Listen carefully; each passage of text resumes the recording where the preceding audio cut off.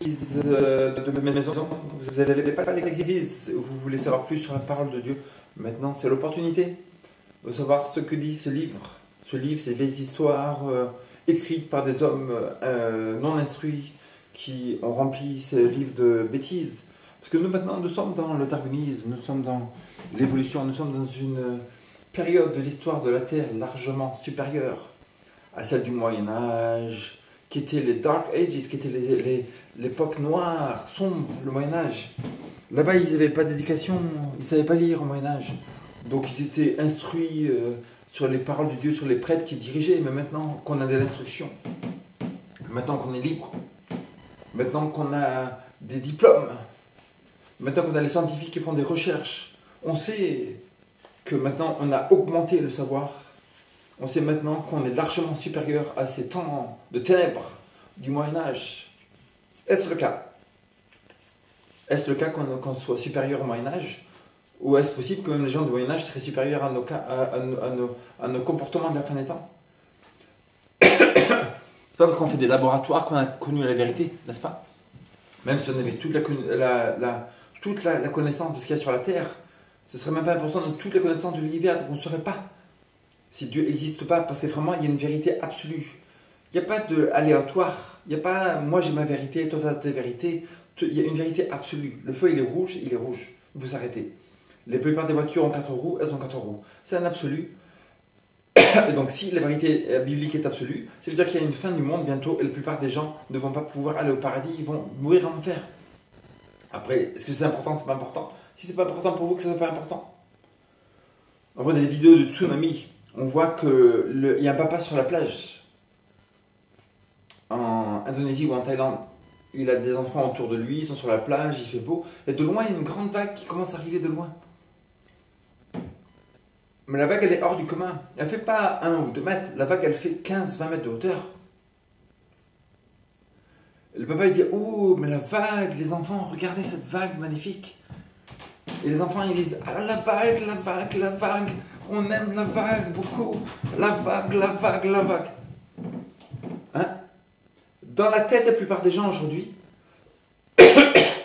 dans leur réalité à eux, c'est tellement une folie que la fin du monde arrive. C'est tellement une folie que le jugement de Dieu va arriver, qu'ils n'arrivent pas à le voir, mais ça arrive devant eux, ils ne le voient pas. Là, dans ce système, on voit le papa et ses enfants, ils voient la vague arriver devant eux. Mais leur conscient à eux, même le subconscient, ne peut pas accepter ça. Ce n'est pas normal pour eux. Une vague comme ça, ils sont en vacances, ils ont payé un billet d'avion, tout va bien, l'hôtel va bien, ils peuvent bien manger à l'hôtel, il y a beaucoup de vacanciers qui sont là, tout le monde ce matin ils se sont levés, la météo, ils n'ont rien dit dans la météo comme quoi quelque malheur va arriver. Et donc cette vague-là, c'est une illusion. Celle qui arrive devant nous là, c'est pas possible. C'est pas possible, donc c'est pas vrai. Et au lieu de commencer à courir très vite, à s'échapper, ils regardent la vague jusqu'à ce que la vague les submerge et les tue. Et on voit aujourd'hui, c'est le même système, la plupart des gens aujourd'hui, ici sont bien éduqués, etc.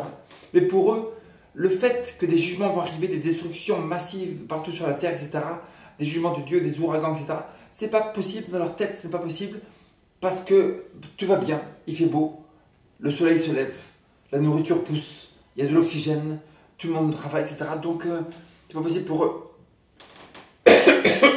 Parce que leur réalité à eux n'est pas dans le spirituel, ils sont dans le mondain, ils sont dans l'actuel, ils sont dans tout ce qui se passe aujourd'hui, ils sont dans la société actuelle, dans le fil du temps, dans l'ère du prince, de prince Satan qui nous donne l'ère d'aujourd'hui, les sensations, les modes d'aujourd'hui, les façons de s'habiller d'aujourd'hui, etc.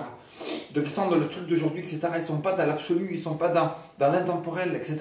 Et donc ils sont là pour préparer à être comme des gerbes liées, préparées à être mises dans le feu.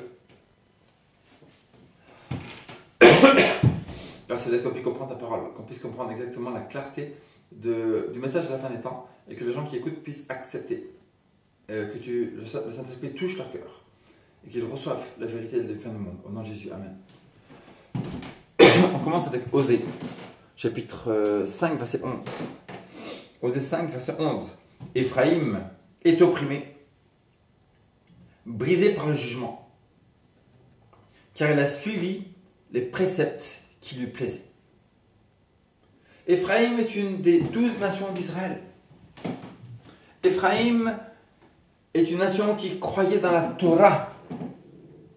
Éphraïm est une nation qui allait au temple tous les sabbats.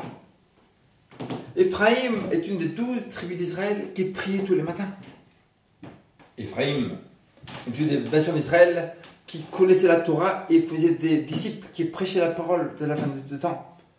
Mais Éphraïm est une des nations qui a mélangé les préceptes de la création de Dieu, du Messie à venir, avec ses préceptes à elle. Elle avait une forme de religion, elle avait ses vérités à elle, mélangées avec les vérités de Jésus-Christ. Éphraïm est une nation d'Israël qui, on le voit dans la parole de Dieu, ne sera pas au paradis. Éphraïm n'est pas une des 12 tribus qui sera au paradis, qui nous montre Apocalypse. Apocalypse nous dit qu'Éphraïm ne sera pas là-bas, c'est une nation qui était rejetée par Dieu. Et Éphraïm, c'était une nation croyante. Éphraïm était une nation qui allait